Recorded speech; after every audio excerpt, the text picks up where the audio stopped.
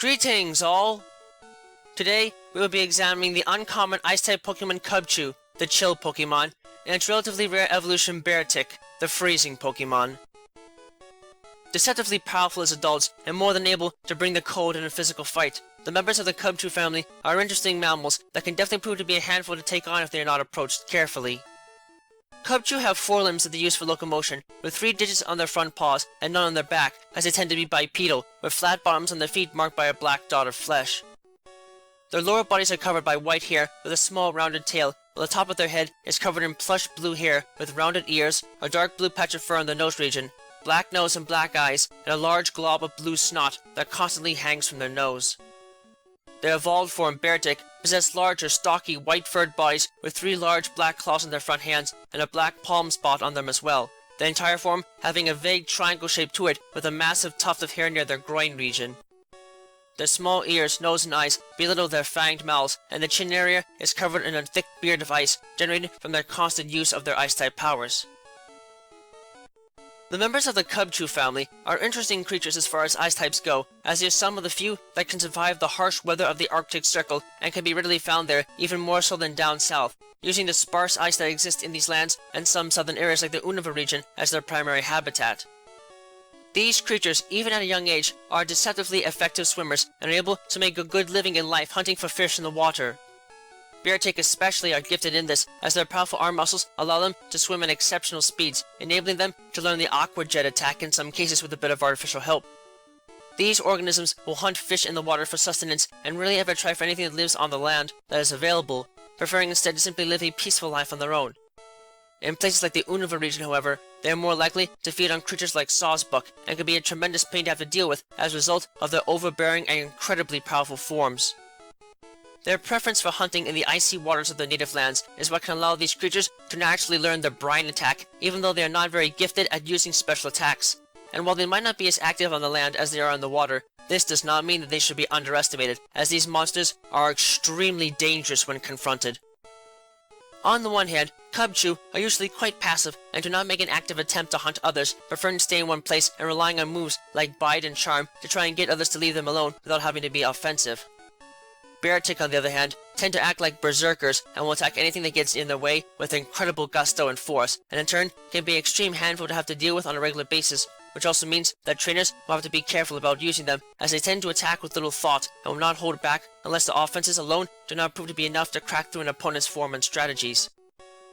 The ability of these creatures to be able to use their snow and ice around them to blend in and even accelerate their body movements as a result of their hunting style can allow them to have access to the Snow Cloak and Slush Rush abilities as base abilities, and while the cautious and timid natures of Cubchoo, in extreme cases, can allow them to have access to Rattled as a hidden ability, Beartic that are exceptionally gifted swimmers can instead have access to Swift Swim as a hidden ability. As far as the stats go, in the case of Beartic, much as with many mammalian Pokemon, these creatures do not have much to offer in the way of defense outside of their plush fur, and they are unable to make much use of the few special attacks they do gain access to. Plus, their massive bulk makes it hard for them to move very fast, so most of their base stats are below average for a fully evolved Ice-type Pokemon. However, they make up for this with incredible stamina thanks to the large bulky forms, and a wickedly high base attack stat that is only outdone by a few Pokemon of the type, and helps to cement them as physical powerhouses, so the base HP and attack stats are above average for a fully evolved Pokemon of their type, and they can more than use that power to bludgeon and decimate anything that dares to step into close quarters with them. Cubchoo are an interesting example when it comes to Ice-type Pokemon because, for all intents and purposes, they really should not be able to use any Ice-type attacks on their own as a result of the high body temperatures and inability biologically to keep the parts of the body that generate cold from making direct contact with the rest of their body. In order to solve this problem, these creatures instead utilize their sinuses to assist in using their Ice-type powers. Cubchoo almost always have a massive glob of snot that hangs from the nose in a fashion that looks utterly disgusting to many, but in fact it is the source of their Ice-type powers. Contained within this snot is a powerful organic antifreeze that these creatures constantly suck up into their bodies in order to help their forms cool down immensely without the liquid in their bodies freezing, enabling them to then utilize Ice-type attacks in order to defend themselves. Now, on the one hand, this power is quite effective as these beasts can get access to some Ice-type attacks fairly early in their lives. On the other hand, however, these attacks are pretty lackluster, and the weak special offenses means that these attacks are not very powerful as a whole, so they are still somewhat limited in what they can do to attack others, relying more on their basic physical attacks to deal the most damage.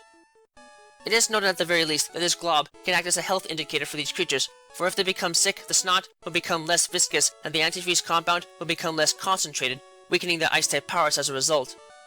Still, these little bears can hit decently hard with their attacks and bide their time until they can manage to evolve, at which point they'll certainly become a different beast entirely in terms of the power and combat abilities. When Cubchoo manage to evolve into Beartic, their offensive might and variety increases immensely as they gain a body that is perfectly adept at smashing others apart with brutal physical offense, and their behavior becomes more brutish and erratic, allowing them to gain access to attacks like Superpower with a bit of artificial help that can make them even a threat against other Ice-type Pokemon.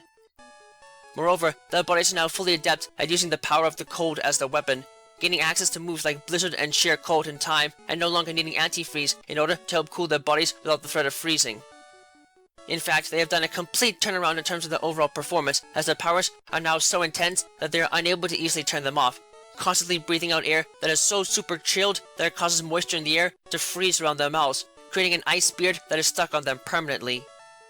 This helps them out immensely though, as it allows these creatures to breathe on their front claws and even fangs in order to sheath them in a shell of ice, increasing the sharpness of their claws and the damage they can deal with even the most basic of physical attacks at their disposal.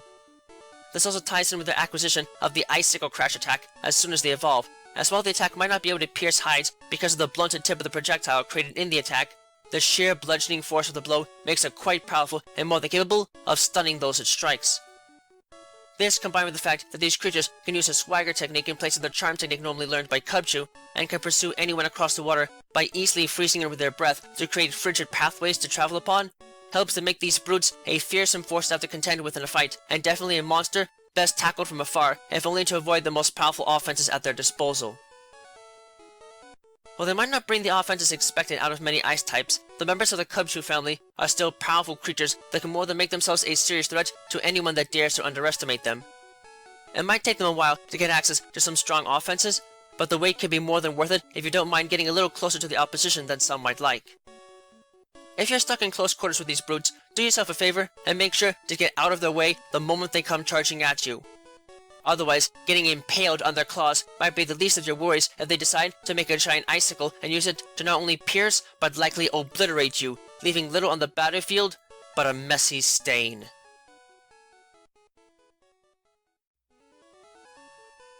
Thank you all for watching this video. It is always an honor to be able to speak with you all on the subject of Pokemon in a way that brings me great joy and happiness in my work. If you would like to keep tabs on past and future work, click that subscribe button, check out my work on DeviantArt, and don't be shy about following me on Twitter, where you can find pertinent announcements on upcoming work before it is officially posted. Links to both can be found in the video description. If you would like to support my work and help Miguel and I continue to produce more content for you and improve upon our presentation, please visit us at my Patreon page, which you can also find a link to in the video description. Yeah, no. With that, I thank you for watching and I wish you well.